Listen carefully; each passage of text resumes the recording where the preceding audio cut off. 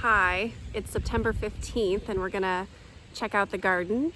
This time of year is always very interesting. We had a freeze just over a week ago, just a light freeze, and now it's been up in the 90s again this past weekend. I hate that about this time of year. I've been having some asthma problems, most likely because of that. So I'm a little bit behind with gardening stuff, and I haven't been out other than trying to keep things alive when we had the frost. I've been trying to let things go as long as possible since we have kind of these heat waves in the fall to see, if I can still get some more peppers, that sort of thing. This is just going to be kind of a quick update to what we are, because within the next month for sure, there isn't going to be hardly anything left.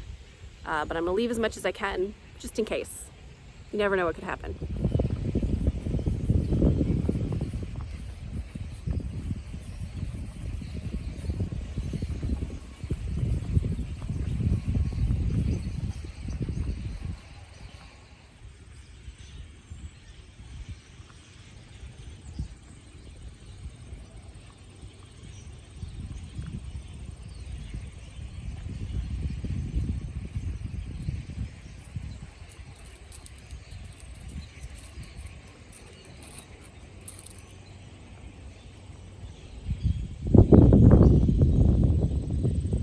In our peppers, my violet sparkles have been turning red pretty quickly, and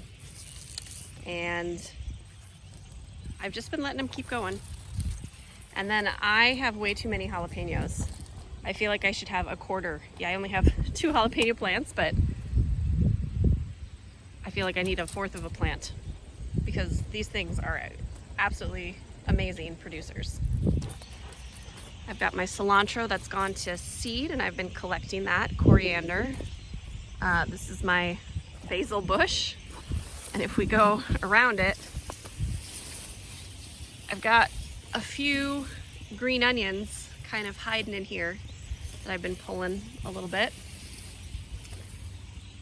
The lavender lady, this is beautiful. I love this flower. And the poppies started coming back, but then it got too hot again. This craziness is a blackberry, and I am increasingly impressed with how large it has grown. Over here we've got most of the, ooh, that's a big bee. We've got most of the chamomile has kind of burned off actually now, and a few little strawberries. I'll be turning this bed over. And then over here are those surprise heritage raspberries. So I have these bags on them to keep all the birds from eating them. Over there. This is my fall bed. I've got some golden beets. It looks like 4 of them survived. That's pretty poor germination. I've already done 2 rows of radish, and here's my 3rd row. I've got a little bit of just mesclun mix and some carrots, because the carrots are supposed to be pretty good after you've had a frost, and we had a light frost, so I was hoping we could have probably 1 more to kind of harden them off. We've got a few snapdragons. I was hoping they'd come out again, but then it got really hot, so we got some blooms. My asparagus, which I haven't collected anything yet. I have let my zucchini, my courgette, just keep going, and it's going slowly, but we're getting some every so often, maybe 1 every couple days. And then this was my sugar baby watermelons. I'm super unhappy with the yield and even honestly the taste of those, but there is 1 watermelon still attached. Over there we've got more lavender ladies, and then some of my cosmos and Mexican sunflowers. Geez, can you guys hear all those birds? They're insane. They're just like, I don't know, they're having like a bird convention. There must be a lot of things to eat in our yard, a lot of bugs. But I've been keeping these Mexican sunflowers because the monarchs love them. There have been tons of monarchs in this area. which has been great. It looks like there's also, these are too big to be aphids. I don't know what those are. But I see those, let's see, there we go. I don't know what those are, but they're not on any of my vegetables. So, actually kind of like how crazy that looks. And then my bell peppers did really great this year. Like, these plants are huge, and I've still been able to get a few peppers. And I think it probably really helped too that I had this trellis that kind of blocked some of the full heat, but they've been really bushy. This is just a sweet bell from Botanical Interests. What has also been great is my African marigolds and my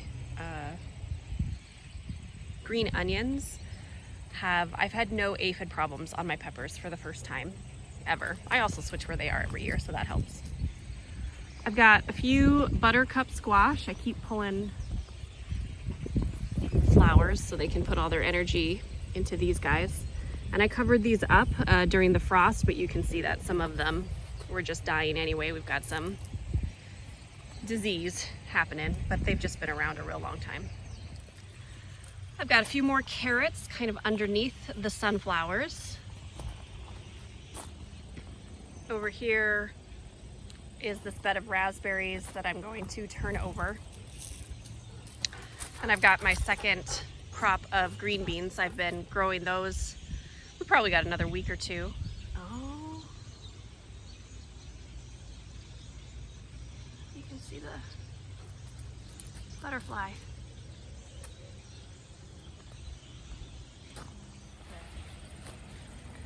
Once it gets cooler, I'll start filling this up a little bit more. I've got a few cherry tomatoes, but they're splitting pretty easily at this point. Not much left for the zinnias, but they're still really pretty, and I'm trying to keep enough for the bees and the butterflies to be attracted to come in.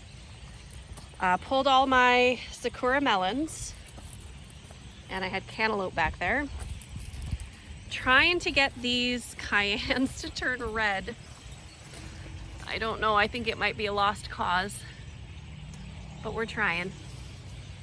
And then I've got some sun golds back there. These are beds I cleaned up. So this had my giant tomato trees. It's actually amazing when you take the plants down, especially since my tomatoes were like 7 feet tall, and filling this whole thing, how small the garden looks not having these giant trees. And then here's where my sweet potatoes were.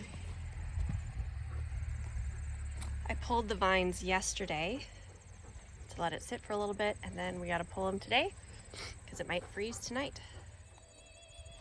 The only other time I've grown sweet potatoes has been in a bag. So I'm just fascinated.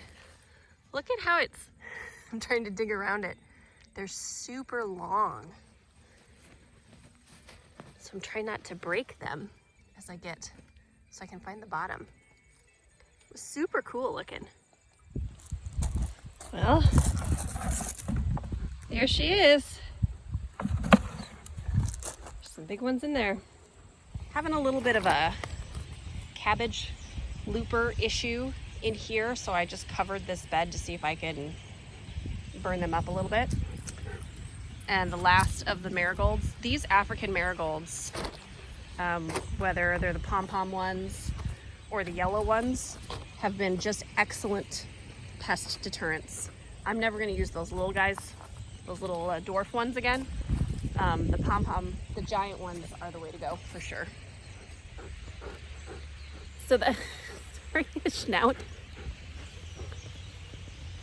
He just wants to be in the picture.